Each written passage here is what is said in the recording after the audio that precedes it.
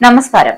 പശ്ചിമേഷ്യൻ യുദ്ധത്തിന് അന്ത്യം കുറിച്ചുകൊണ്ട് അമേരിക്കയും ഇറാനും തമ്മിലുള്ള ചരിത്രപരമായ സമാധാന കരാറിലേക്ക് എത്തിയിരിക്കുകയാണ്. കരാറിനെ കുറിച്ച് ട്രംപ് പ്രഖ്യാപനം നടത്തുകയും ചെയ്തു. എന്തായാലും ഇറാനും അന്തിമ കരാറിൽ ധാരണയായി എന്ന് വ്യക്തമാക്കുകയും ചെയ്തു. കരാറിൽ ഒപ്പിടാൻ മണിക്കൂറുകൾ മാത്രം ബാക്കി നിൽക്കെ ലെബനൻ തലസ്ഥാനമായ ബെയ്റൂട്ടിൽ ബോംബിട്ട ഇസ്രായേൽ പ്രധാനമന്ത്രി ബെഞ്ചമിൻ നെതന്യാഹുവിനെതിരെ ട്രംപ് ഇപ്പോ അക്ഷരാർത്ഥത്തിൽ കലിപ്പിലാണ്. നെതന്യാഹുവിന്റെ അട്ടിമറി ശ്രമങ്ങളെ അതിജീവിച്ചുകൊണ്ടാണ് ട്രംപ് ഇറാനുമായി കരാറിൽ എത്തിയത് എന്നാണ് നിലവിലെ വിവരം. ബെയ്റൂത്തിലെ ഇസ്രായേൽ ബോംബിട്ടതറിഞ്ഞ് കേട്ടാൽ അറയ്ക്കുന്ന ഭാഷയിലാണ് നെതന്യാഹുവിനെ US പ്രസിഡന്റ് ഡൊണാൾഡ് ട്രംപ് പച്ചയ്ക്ക് തെറി വിളിച്ചത്.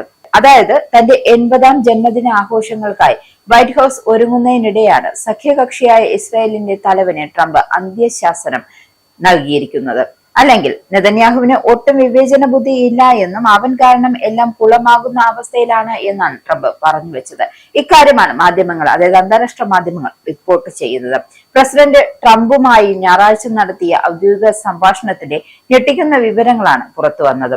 എന്തായാലും ട്രംപ് തന്നോട് പറഞ്ഞ വാക്കുകൾ റാബിഡ് അതേപടി കുറിച്ചത് ഇപ്രകാരമായിരുന്നു: എന്തിനായിരുന്നു ബീബി, അതായത് നെതന്യാഹു, ആ നാശം പിടിച്ച ആക്രമണം നടത്തിയത്? തനിക്ക് അത്രയ്ക്ക് ദേഷ്യം വന്നിരുന്നു. ഞാൻ അവനെ വിളിച്ച് നല്ല 4 എണ്ണം കൊടുത്തിട്ടുണ്ട്. അവന് ഒട്ടും വിവരമില്ല. ആ കാര്യം ഞാൻ അവനെ കൃത്യമായി ധരിപ്പിച്ചിട്ടുണ്ട്. മാസങ്ങളായി താൻ കഷ്ടപ്പെട്ടുണ്ടാക്കിയ സമാധാന കരാർ ഒരൊറ്റ രാത്രി കൊണ്ട് ഇസ്രായേൽ ബോംബെറിഞ്ഞ് തകർക്കാൻ നോക്കിയതെന്നും ട്രംപ് വ്യക്തമാക്കുന്നുണ്ട്. എന്തായാലും ഇസ്രായേൽ ആക്രമണം നടത്തുകയും അതിനു പിന്നാലെ ഇറാൻ കടുത്ത തിരിച്ചടിയും ഭീഷണിയും മുഴക്കുകയും ചെയ്തിരുന്നു. പ്രമുഖ മാധ്യമമായ വാൾസ്ട്രീറ്റ് ജേർണൽ പുറത്തുവിട്ട വിവരങ്ങൾ അനുസരിച്ച് ഇസ്രായേലിന്റെ ഭാഗത്തു നിന്നും എത്ര വലിയ പ്രകോപനം ഉണ്ടായാലും സമാധാന നീക്കവുമായി മുന്നോട്ട് പോകാനാണ് ട്രംപിന്റെ നീക്കം. കഴിഞ്ഞ ദിവസം ട്രംപിന്റെ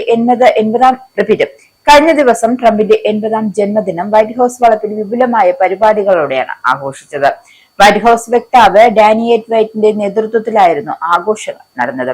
വൈറ്റ് ഹൌസ് മൈതാനത്ത് പ്രത്യേക UFC പോരാട്ടങ്ങൾ ക്രമീകരിക്കുകയും ചെയ്തു.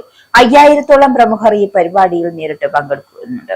എന്തായാലും ഈ ആഘോഷത്തിന് ഒരുങ്ങവെയാണ് ബെയ്റൂട്ടിൽ ഇസ്രായേൽ ആക്രമണം നടത്തിയത്. ഇത് ട്രംപിനെ ശരിക്കും ചൊടിപ്പിച്ചിരിക്കുകയാണ്. അതേസമയം ലോകത്തിന് ആശ്വാസമായി പശ്ചിമേഷ്യയിൽ വെടിനിർത്തൽ പ്രഖ്യാപനം നിലവിൽ വരികയും ഇറാൻ US വെടിനിർത്തൽ പ്രഖ്യാപിച്ചത് US പ്രസിഡന്റ് ഡൊണാൾഡ് ട്രംപ് ആണ്.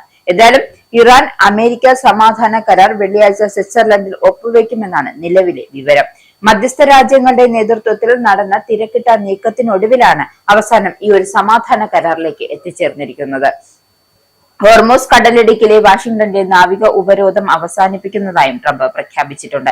കരാറിനെ ലോകരാജ്യങ്ങൾ സ്വാഗതം ചെയ്യുകയും അമേരിക്കയും ഇറാനും തമ്മിലുള്ള ഒരു സമാധാന കരാർ എത്തിയെന്ന് പാകിസ്ഥാൻ പ്രധാനമന്ത്രി ഷഹബാസ് ഷെരീഫ് വ്യക്തമാക്കുകയും ചെയ്തു. വിശാലമായ ഒരു കരാറിലേക്കുള്ള ഒരു പ്രധാന ചുവടുവയ്പ് എന്നാണ് ജപ്പാൻ പ്രധാനമന്ത്രി സനെ തകാച്ചി ഇതിനെ വിശേഷിപ്പിച്ചത്. ധാരണാപത്രം സ്ഥിരമായി നടപ്പിലാക്കപ്പെടുമെന്നും ഹോർമൂസ് കടലിടുക്കിൽ സ്വതന്ത്രവും സുരക്ഷിതവുമായ നാവിഗേഷൻ യാഥാർത്ഥ്യമാക്കപ്പെടുമെന്നാണ് ഇറാന്റെ ആണവ വിഷയത്തിലും മറ്റു കാര്യങ്ങളിലും ഒരു അന്തിമ കരാർ എത്രയും വേഗം യാഥാർത്ഥ്യമാകുമെന്നും തകാച്ചി പറയുന്നു. എന്തായാലും കരാറിനെ തുർക്കി പ്രസിഡന്റ് റജബ് തയ്യിബ് എർദോഗൻ സ്വാഗതം ചെയ്യുകയും ലോകം മുഴുവൻ വളരെ കാലമായി ആഗ്രഹിച്ചിരുന്നതാണ് ഈ സമാധാന കരാറെന്നും അതുകൊണ്ട് തന്നെ മേഖലയിൽ സമാധാനത്തിന്റെയും സുരക്ഷയുടെയും ശാശ്വതമായ ഒരു അന്തരീക്ഷം സ്ഥാപിക്കുന്നത് വഴിയൊരുക്കുമെന്നും അദ്ദേഹം പറയുന്നുണ്ട്. എന്തായാലും കരാർ ഒപ്പിടുന്നതിന് മുമ്പുള്ള കാലയളവിലെ പിരിമുറുക്കം കൂട്ടുന്ന വാചോപടങ്ങൾ അല്ലെങ്കിൽ വാക്ചാതനങ്ങൾ അല്ലെങ്കിൽ പരസ്പരമുള്ള വാക്പോരുകളും പ്രകോപനങ്ങളും പ്രവർത്തനങ്ങൾ എന്നിവ ഒഴിവാക്കാനും സാധ്യമായ അട്ടിമറികൾക്കെതിരെ ജാഗ്രത പുലർത്തുവാനും തുർക്കി പ്രസിഡന്റ് എന്തായാലും മുന്നറിയിപ്പ് നൽകുന്നുണ്ട്. അമേരിക്കയും ഇറാനും തമ്മിൽ ചരിത്രപരമായ സമാധാന കരാറിലെത്തിയതായും പാകിസ്ഥാൻ പ്രധാനമന്ത്രി ഷഹബാസ് ഷെരീഫും വെളിപ്പെടുത്തി. ഇതോടെയാണ് അതായത് ആക്രമണത്തിന്റെ പാതയിൽ ഇസ്രായേൽ തിരിഞ്ഞതും ഇതിനെതിരെ അമേരിക്ക എന്തായാലും രംഗത്തെത്തിയതും. ചർച്ചകൾക്ക് വിജയകരമായ പിന്തുണ നൽകിയ ഖത്തറിനും കരാർ യാഥാർത്ഥ്യമാകുന്നതിൽ നിർണായകമായ സംഭാവനകൾ നൽകിയിട്ടുണ്ട്. എന്തായാലും സൗദി അറേബ്യ, തുർക്കി എന്നീ രാജ്യങ്ങളുടെ നേതൃത്വത്തിനും അദ്ദേഹം പ്രത്യേകം നന്ദി രേഖപ്പെടുത്തിയിരിക്കുകയാണ്.